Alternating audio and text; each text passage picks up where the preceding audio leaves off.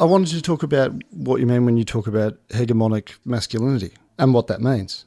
Yeah, okay. So, I guess that comes out of the work of lots of experts in the gender studies area. So, when you look at Raewyn Connell's work, using that term hegemonic masculinity to kind of define, a particular form of masculinity. I think that those sort of experts in gender studies have been so influential in enabling conversations and spaces to be opened up about seeing gender as a performance. And if it is a performance, then you make some choices about how you want to be as a man or a woman. So kind of moving away from that idea. I suppose Simone de Beauvoir, that really famous statement that she made about, one is not born a woman, one becomes a woman. So it's really trying to kind of extricate notions of your gender as being a biologically determined thing and move into thinking about what are all the sort of social forces that influence the performance of gender. I was interested in this because I was really interested in your work where you talked about, and I think this is what I see as well, that a lot of the work around domestic violence and the services sort of come from the perspective of a sort of a proto-feminist sociocentric perspective, which is around sociological influences. And I think you were calling for the merger between those sort of sociological systems and the psychological ones as well, in terms of explaining the dynamics that occur within a family violence situation.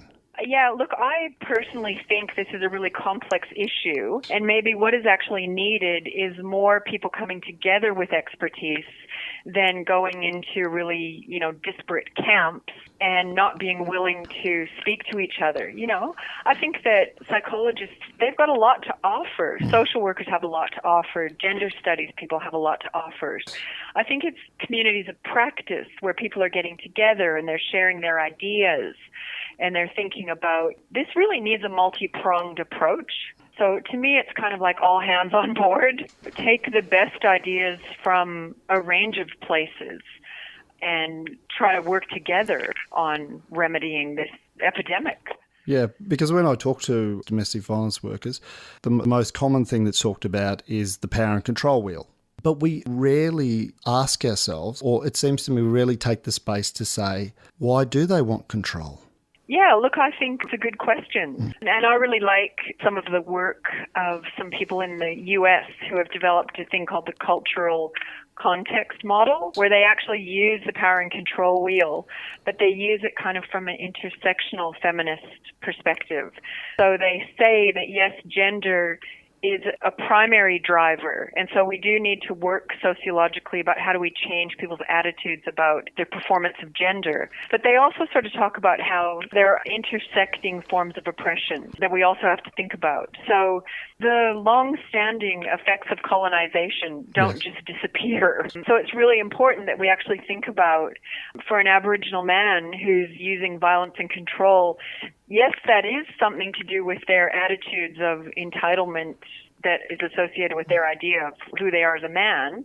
But, to deny the fact that there's a really long legacy of perhaps intergenerational trauma would be really counterproductive. So that's why I think a multidisciplinary approach is really important. I think that is important. You've talked about that in your work, just about the complexity of taking this on in terms of class, socioeconomic status. There's a myriad of factors in terms of drug use. History, so history of colonisation is an important one because it has effects intergenerationally. But at a personal level, I was glad that you were talking about the kind of looking to being a good father, because that was always my perspective, sort of intuitively. What do you want to raise your children with, and how would your mother feel about that and that sort of thing, with men who are open to that space?